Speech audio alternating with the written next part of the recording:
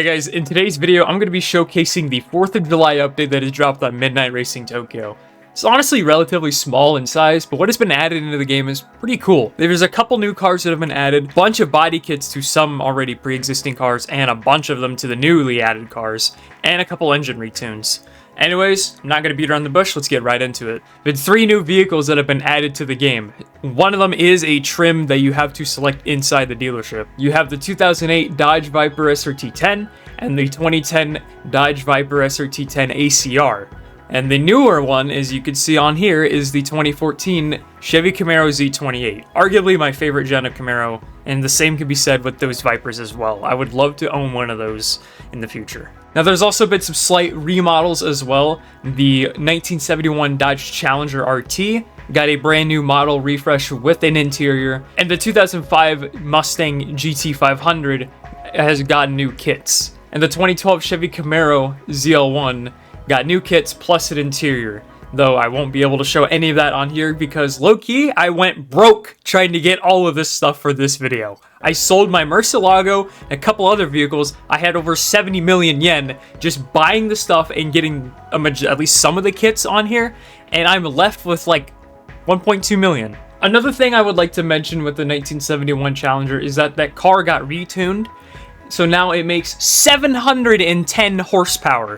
Why does it need that much horsepower? I don't know. Would it be fun to drive? No, I am not going to be maxing it out in this video and trying to struggle driving it. But I'm also interested in the 2011 Porsche 911 GT3 RS tune because a lot of people know that that car has been very tanky to drive. The last Tier 4 update, when they reverted the grip buff on a bunch of Tier 4s, it actually drove pretty nice, and it was actually very quick, especially on Goliath, as I'll show the screenshot on here. It was actually not far off from cars like the R35 Nismo, which was only about a second faster compared to this, when prior it used to struggle a lot. Mostly it was just turn-in. It was incredibly understeer. I mean, that's kind of expected for a car where all the weight's in the back. And now I believe the rear has more grip, so it should be even more stable, so it doesn't kick out randomly at times. So the first car we're going to be testing is the 2008 Viper. I made this the GTSR trim. If you know Test Drive on the PS2, y'all know ball about this car, bro. I legitimately had this car as my Chromebook wallpaper for God knows how long when I was in middle school. I always loved how this car looked. So stock, this car makes just shy of 600 horsepower. I have not driven it until now. So what you're seeing is like my first impressions. Excuse the graphics. It is very, very oversteery stock. I've already noticed. It likes to kick out a lot. Stock brakes, I mean, they're okay. They're nothing crazy. Yeah, definitely like corner egg. Like you have to be incredibly steady when you're driving this thing. Okay, so it's right away. I'm already noticing that this car is going to be a little tricky over bumps if it gets unsettled, especially on a corner like that. It feels weird.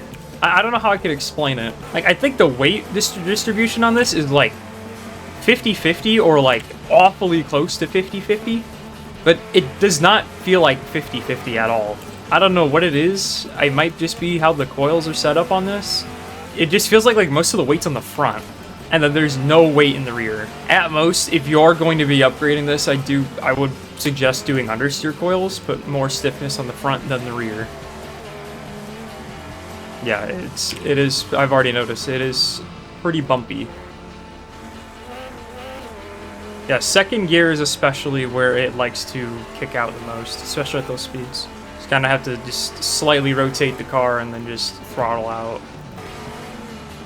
I mean, it could also be the gears as well. They are pretty steep. I mean, this is how I kind of tune my cars, especially. Like, I usually have my first gear, like, decently long, and then second and third gear are, like, somewhat close, and then after that, it's the rest of the gears are usually closer to each other.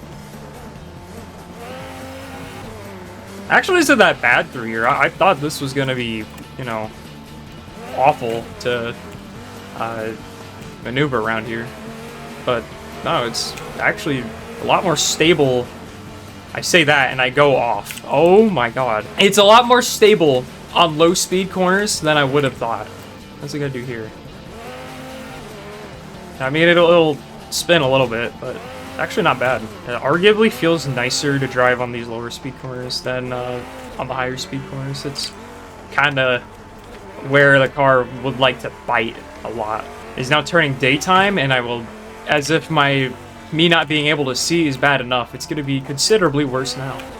I'm going to do a quick Goliath run with this car real quick, and I'm not going to, I'll probably do, just one attempt. But I want to see what kind of times this car does stock real fast, so give me, 5 minutes.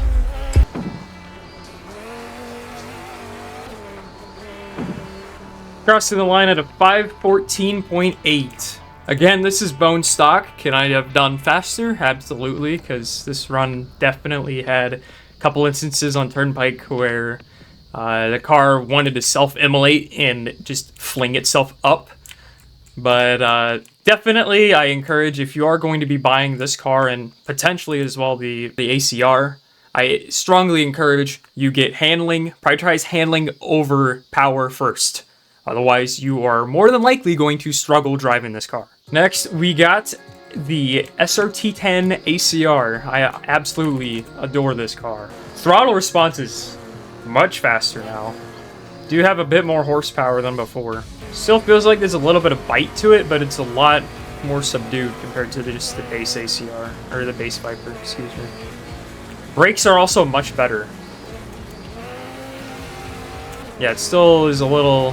It still wants to kick out a little bit on some of these mid-speed corners, but just a little counter steer and we're good. Okay, so it is also still prone to the same bumps as the regular Viper. Awesome. Matter of fact, it seems like it might be even more. Might just be because of the extra grip that's in the back, or on the front, wherever it is. Because the Murcielago had that issue plagued ever since it got fixed. Or even, not even then, it was when the car got buffed. Because the car had so much grip that it would just, it sees a bump, and it's like setting a landmine off. It would just fling the car upward and you just spin out. There's a bunch of other cars that have this issue, especially the NA1 NSX. This isn't as bad to a degree, but you are still going to be losing time if you hit a bump at a weird angle.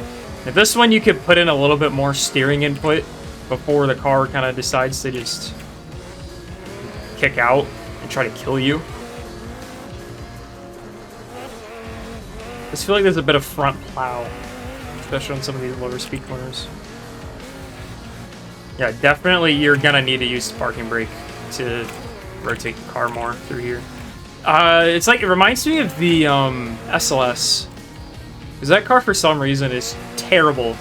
The same can be said with the C6s. I believe both C6s have the same issue on very low speed corners like this that's coming up. It just does not want to rotate. I'm gonna do another time on Goliath. See what we get.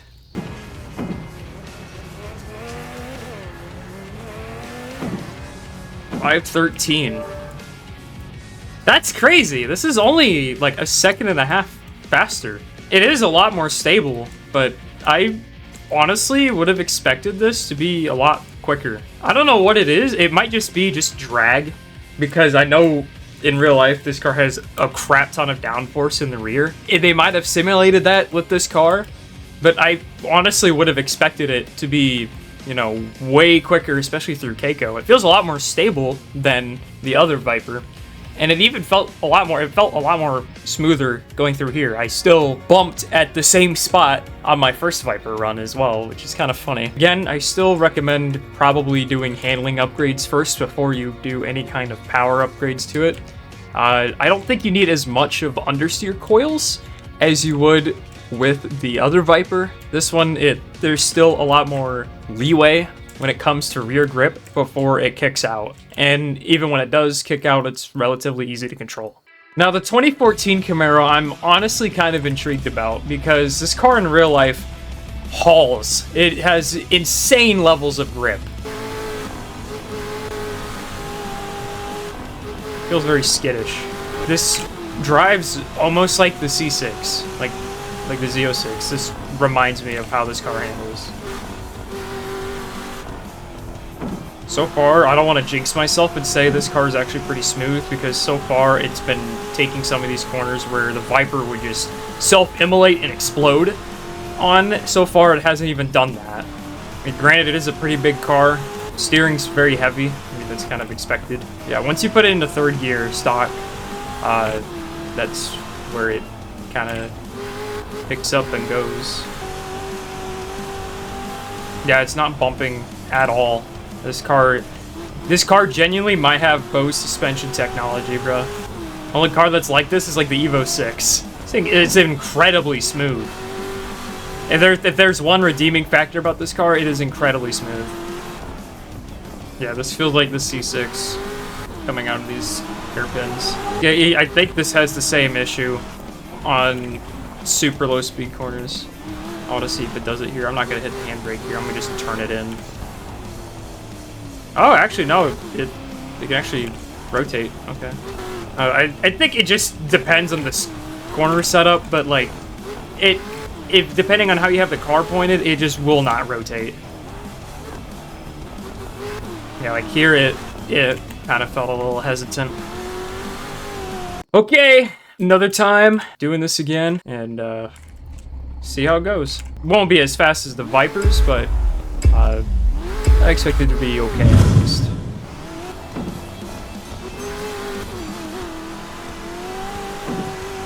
Okay, like what I said, I didn't expect this thing to be that fast, but I don't know. I mean, it's okay. It's heavy, again, like what I said. Incredibly smooth over bumps with the current stock suspension. Again, prioritize handling over anything else. I feel like, I mean, with any of these cars that we've been driving, since they're all made in the US of A, every single, you know, they weigh like 2 million pounds and have the turning radius of like a cargo ship. So if you're really going to be using it for a map like this especially, definitely prioritize handling over anything else. Now, the last car I want to try real quick is this. Like what I said earlier, this got retuned. From what I've heard, it's more rear grip.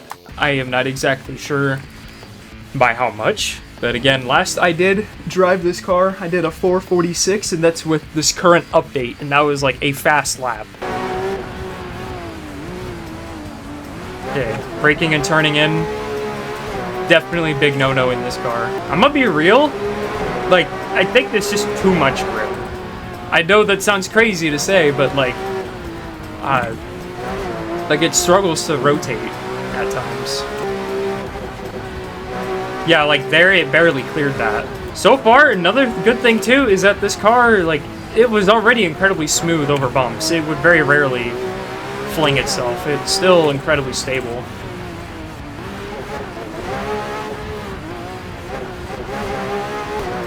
Okay, wow, this feels glued.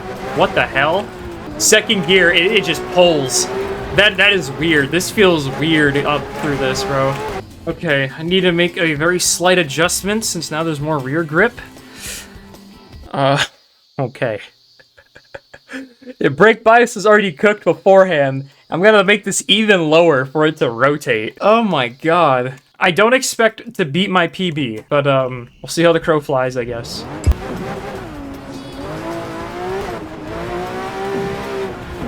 Okay. So it's still about the same pace as before. I did slam into one of the walls on Turnpike, and I think that just completely blew me doing a 446, but I'm pretty positive that this is just a little bit faster.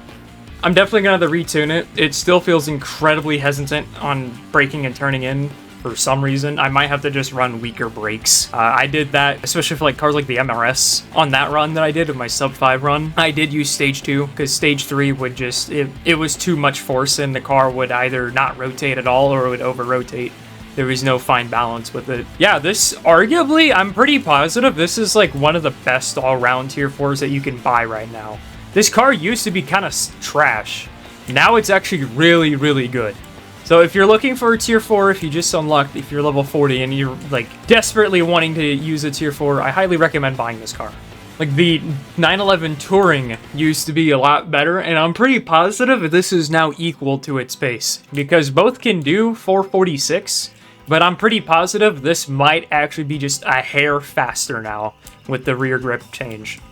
But I'm gonna have to run more tests, but just driving it alone, this is a lot more consistent than the 911 Touring. Now, I would love to showcase all of the body kit options on here. I'll just have like a sped up video of all the body kits that you can choose for all these cars, because there's so many, and I would love to show them in game with them fully customized. But even with the amount of money that I spent just trying to unlock all of these cars, I would not get this video out in time. I'll just show some of these that I've seen off of the MRT Discord. I'll credit those that have built these with their name on the below the picture.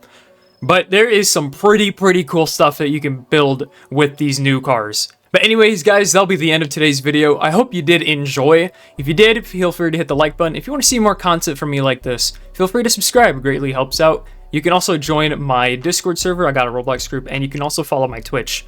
I haven't been active on Twitch. I've got a lot of stuff popping up IRL lately, so I'm kind of just taking a backseat on that. So as at the moment, YouTube's kind of like my main focus. Again, unfortunately, for those that have been watching my content for so long, I appreciate your guys' support, especially lately. We're getting close to 2,000 subscribers. We're like 300 last I checked. Been teetering back and forth between 1,700 and then goes down one, and then goes up one, and then goes down one again. But again, any support helps out. I hope you guys have a great rest of your day. I'll catch y'all in another video. Take it easy, guys.